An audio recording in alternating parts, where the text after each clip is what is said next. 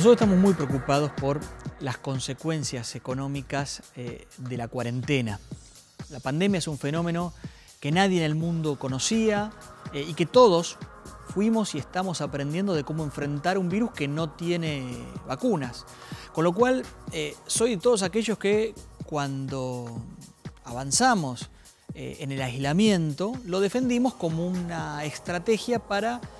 ese famoso achatamiento de la curva, que era básicamente preparar todo el sistema sanitario para que cuando los casos aumenten, estemos listos para enfrentarlo. El tema es que el gobierno nacional nos metió en la cuarentena sin un plan de salida. Y por eso tenemos la cuarentena, o una de las cuarentenas más extensas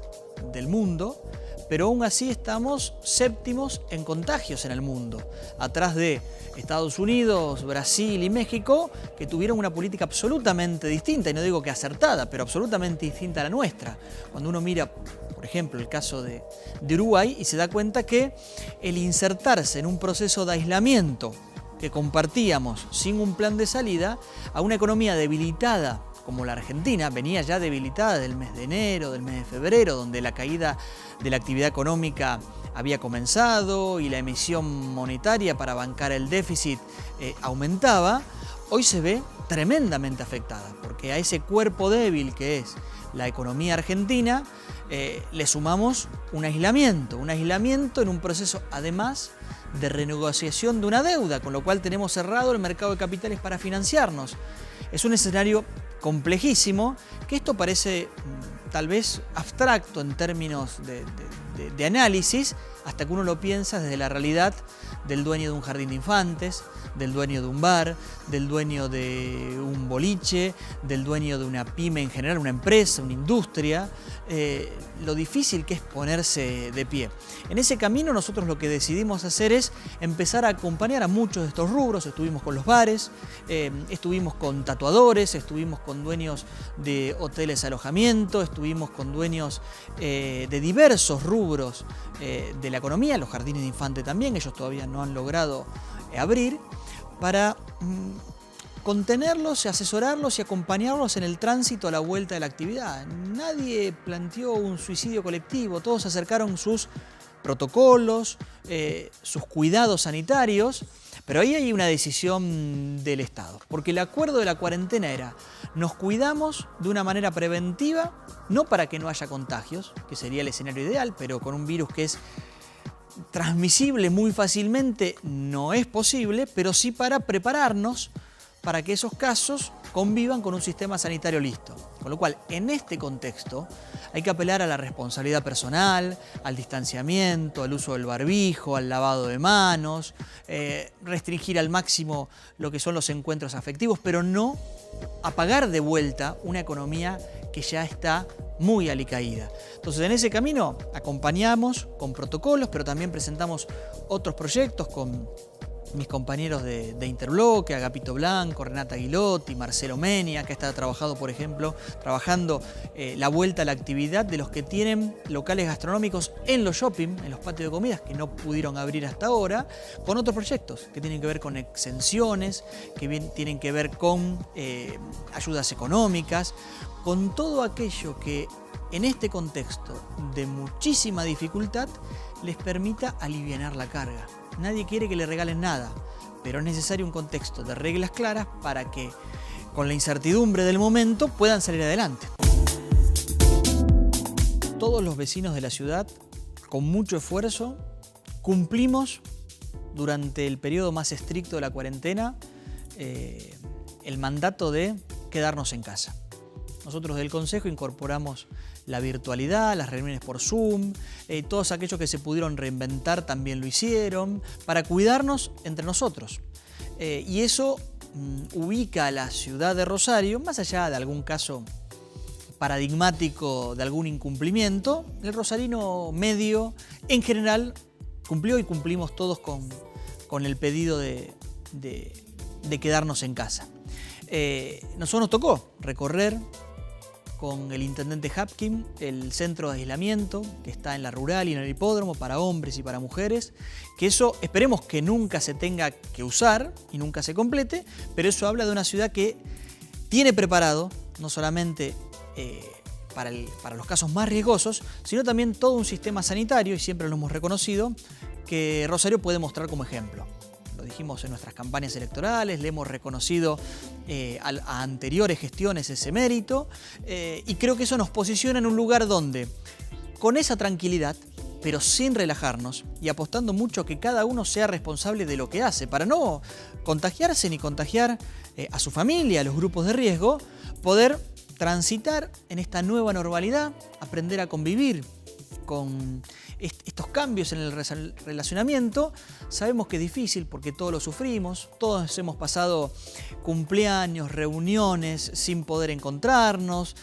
todos tenemos algún familiar,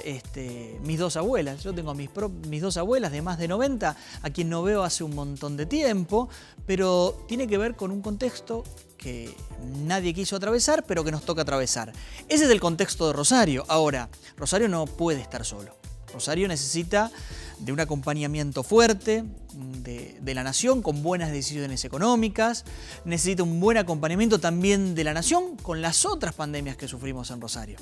Porque el coronavirus, tarde o temprano, esperemos más temprano que tarde, va a terminar. Pero tenemos la otra pandemia de la inseguridad y la violencia que mata más gente que el coronavirus, y frente a eso, desde el 10 de diciembre en adelante, se retiraron el mayor porcentaje de fuerzas federales que permitían un control del territorio para bajar los niveles de violencia. Entonces, que el coronavirus no nos tape el bosque. Hay alrededor de ese coronavirus todo un contexto de dificultades económicas y de dificultades de violencia y de inseguridad en la ciudad que también tienen que ser abordadas, y cada uno también desde el lugar de responsabilidad que le toca. El fenómeno de las usurpaciones producto de aprietes de bandas de narcotraficantes es bastante nuevo en la ciudad, de hace algunos años a hoy, pero se ha incrementado de manera constante. Hay lugares con muchas dificultades, muy calientes, como Nuevo Alberdi, como Barrio Tablada, como Barrio Plata, donde son reiteradas las denuncias de vecinos que te dicen: oh, me están amenazando. Y cuando digo amenazando no es solamente una palabra o una nota, es: te prendo fuego en la puerta de tu casa, te tiro piedras, te baleo la fachada, hagan algo, ayúdenme. O aquel que te dice: yo tuve que dejar mi casa, mi vivienda, mi hogar, aquel que le puso un montón de esfuerzo, un montón de plata encima para levantarla, porque era o la propiedad o mi vida. Y para preservar mi vida me fui. Y esa casa que queda desocupada es ocupada por una banda que o la destina a un aguantadero o la pone al servicio de todo un esquema de venta de drogas. Eso está pasando en Rosario, eso está pasando en los barrios de la ciudad, por eso es importante ponerle el ojo. Nosotros generamos un proyecto que fue aprobado y que compartíamos el otro día en una reunión con Defensoría del Pueblo, con Municipalidad, con Fiscalía Regional, que es un programa de asistencia a la víctima de este tipo de usurpaciones. Porque además de la angustia que significa tener que ir de tu casa, es la angustia que significa tener que irte producto de un apriete de una banda que vende drogas y que usa la violencia para controlar el territorio. A eso se le suma otro elemento que es: veo a la justicia muy lejos. Entonces siento que a lo mejor, si no tengo la escritura, pero tengo un boleto de compraventa, no puedo ir a reclamar ese derecho. Entonces, ¿qué hace? Esa víctima se va a vivir de un amigo, de un pariente, y tira la toalla. Y eso no puede pasar. Porque además, aun cuando cometamos el error de verlo lejos al problema, lo que golpea en los barrios de esta manera, en el centro replica como arrebatos, como entraderas, como robos. Es la misma violencia que va tomando distintas formas dependiendo qué lugar de la ciudad hablemos. Un lugar mucho más alejado, más vulnerable, una banda hace lo que quiere y ocupa tu casa. A lo mejor eso en el centro no es posible, pero sí es posible la entradera, sí es posible el robo, el arrebato. Entonces digo, es importante que la ciudad entienda,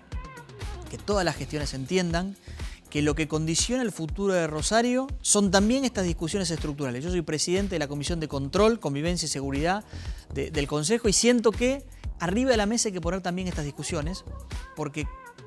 frente a la ciudad del río y de los parques y aquella que disfrutamos todos, se le suma una ciudad invisible dominada por mafias, que es la que permanentemente nos hace pensar a nosotros, sobre todo los que tenemos hijos: che, ¿está garantizado un futuro en paz para nuestros hijos? Bueno, la manera de empezar a resolver y encontrar una respuesta afirmativa a esta pregunta es dar las batallas hoy a cara descubierta y con coraje.